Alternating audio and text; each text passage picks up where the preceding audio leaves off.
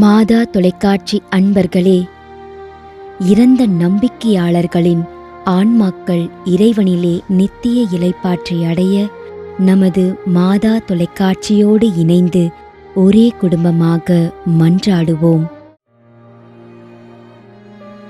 ஜெரி லிங்கராஜபுரம் 6ஆம் ஆண்டு நினைவஞ்சலி.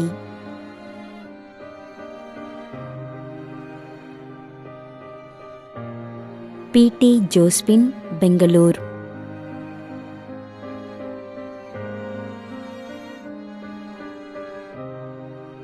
We. Johnson, Samavilai, Kanjirakode.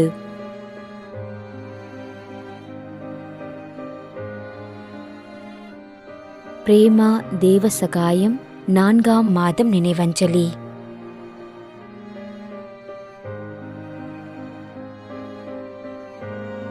ரோனியம்மா Shanti, Leo. மேலும் யாரும் நினையாத நம்பிக்கையாளர்களின் ஆன்மாக்களுக்காகவும் மன்றாடுவோம். தந்தை, மகன், தூய ஆவியாரின் பெயராலே ஆமென். ஆண்டவருடைய பெயராலே நமக்கு உதவி உண்டு. விண்ணையும் மண்ணையும் படைத்தவர் அவரே. திருவெளிப்பாட்டு நூலிலிருந்து வாசகம். அதிகாரம் 14, இறை வார்த்தை 13. விண்ணகத்திலிருந்து ஒரு குரலை கேட்டேன். இது முதல் ஆண்டவரோடு இணைந்த நிலையில் இறப்போர் பேறு பெற்றோர் என எழுது என்று அது ஒலித்தது.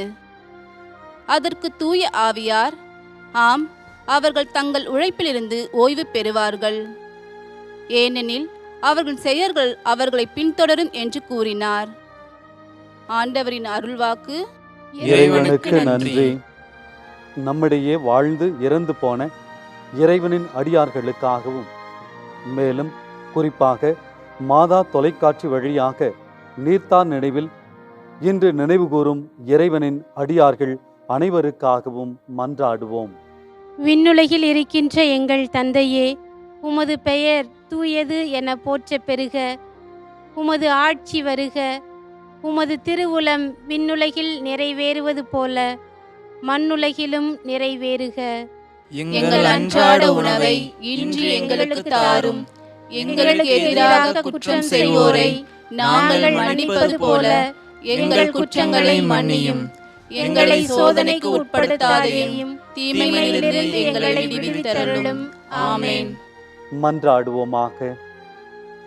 இறைவா, இரக்கம் காட்டுவதும் மன்னிப்பு அளிப்பதும் உமது இயல்பு.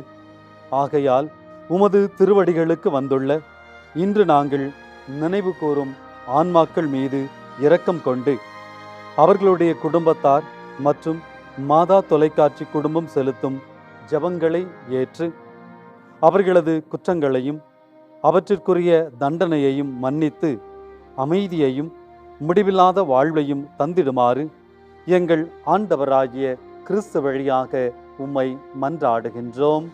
ஆமென். நிலையான இளைப்பாறுதலை ஆண்டவரே இவர்களுக்கு அளித்தருளும். முடிவில்லாத ஒளி இவர்கள் மேல் ஒளிர்வதாக. இறந்த நம்பிக்கையாளர்களின் ஆன்மாக்கள் இறைவனின் இரக்கத்தினால் அமைதியில் இளைப்பாறுவனவாக. ஆமென்.